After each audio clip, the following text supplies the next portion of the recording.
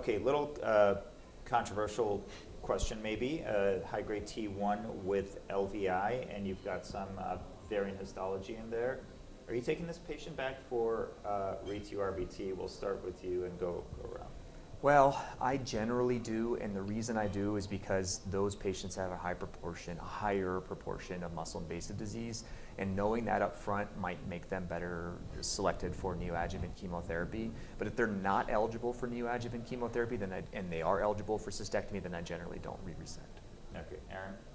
I mean, I think we would, in general, anything high risk, we would do a re-resection. And the other thing, you mentioned before with a high volume patient T1 with CIS, and talking to lots of other folks around the country, especially in these settings, we just don't see much CIS.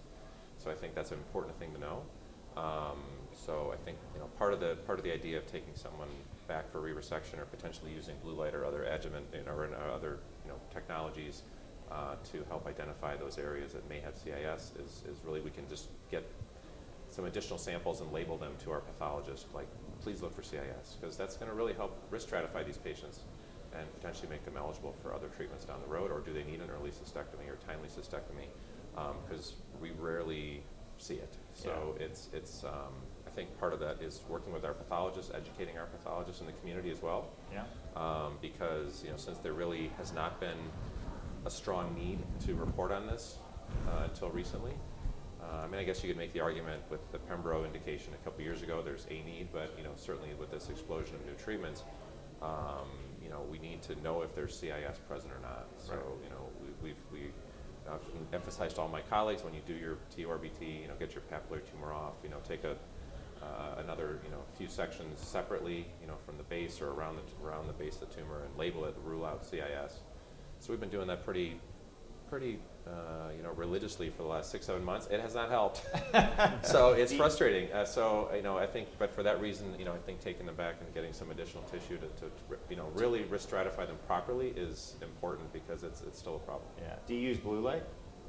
So blue light, the short answer is I just started using it. We've been talking to those folks for a few years about in-office blue light, which is extremely expensive. And a lot of the hospitals, just don't want to buy it either, just because, again, it's expensive. It's expensive, and the reimbursement for the hospitals for the agent, the Cysview, was not great until last couple of years it's gotten better. So there's a couple companies now that do like a rental model, where they'll just bring the equipment in on a per case basis. So we've started doing that. So that I think will help us, do a better job moving forward. Helps better risk stratify patients. Yeah. Vic, back to the original question. So T1, LVI, micropapillary, and high-risk patient, clearly RETU-R? Sometimes. So I think there's 3 risk factors there. Yeah. 1, multifocal high-risk stage. So traditionally, we think that T1 with CIS, especially if it's extensive, is a poor prognostic factor for BCG. But interestingly, we're not seeing that pan out for Gemdosi. Gemdosi seems to work agnostic to multifocal T1 disease.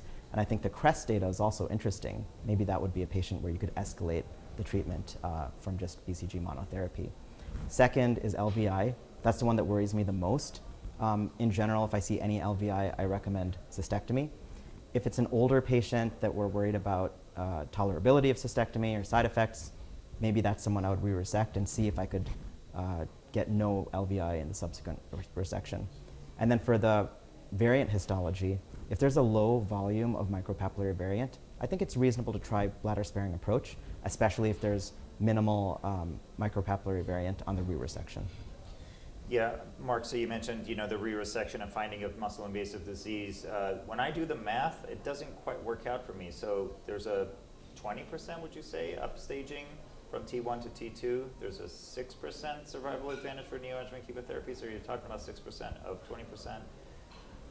So perhaps, maybe for those patients, some of those patients, like you said, I think are candidates for intravesical therapy. Others, I think, straight to cystectomy, because it's interesting how we think if we have T2, we're going to send them to neoadjuvant chemotherapy. But if we find T2 on radical cystectomy, we don't give them any adjuvant therapy.